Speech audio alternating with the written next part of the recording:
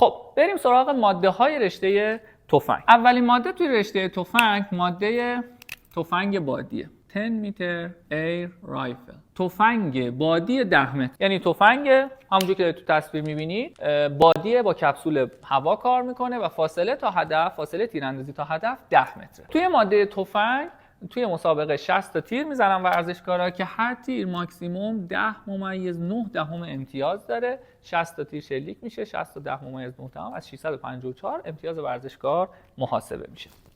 خب بریم سراغ ماده بعد.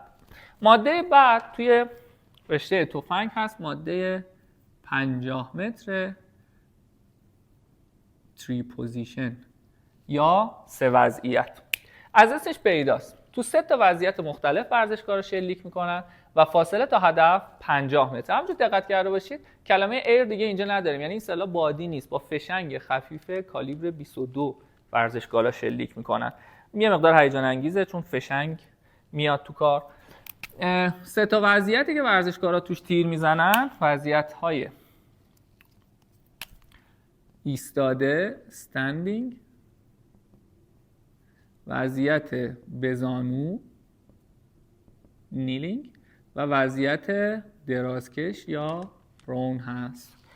ورزشکارا 60 تا تیر توی مسابقه میزنن تو 3 تا وضعیت مختلف، یعنی تو هر وضعیت 20 شلیک. ایستاده، حالت بزانو و حالت شیرازی و درازکش. توی این 3 وضعیت که ورزشکارا تیر میزنن مجموعاً 60 تا تیر مسابقه شلیک میکنن و امتیازشون محاسبه میشه.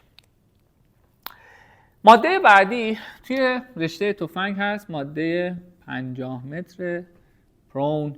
این رشته دیگه کاملا شیرازیه، یعنی از اول تا آخر مسابقه هر 60 تا تیر رو ورزشکارا تو حالت درازکش میزنن و فاصله شون هم تا هدف 50 متره. توی رشته تفنگ ماده های 10 متر و 50 متر وجود داره که این دوتا ماده المپیکی هستند، یعنی توی المپیک برگزار میشن. این ماده تو مسابقات قاره‌ای یا جهانی برگزار ممکنه بشه ممکنه نشه توسط اون کشور برگزار کننده، اما این دوتا المپیکی هستند و توی تفنگ بادی و همچنین تفنگ بادی تیمی و همچنین میکس ورزشکارا میتونن 3 تا مدال توی این ماده بگیرن. توی این ماده هم همینطور انفرادی، تیمی و میکس و همچنین توی این ماده اگه برگزار بشه میشه مدال گرفت. یعنی مجموعاً حد اکثر ورزشکار تفنگی میتونه 9 تا مدال توی میادین بین‌المللی بگیره و البته توی المپیک 4 تا، یعنی یه دونه انفرادی، یه دونه میکس، چون دیگه تو المپیک تیمی نداریم و همچنین توی این رشته انفرادی و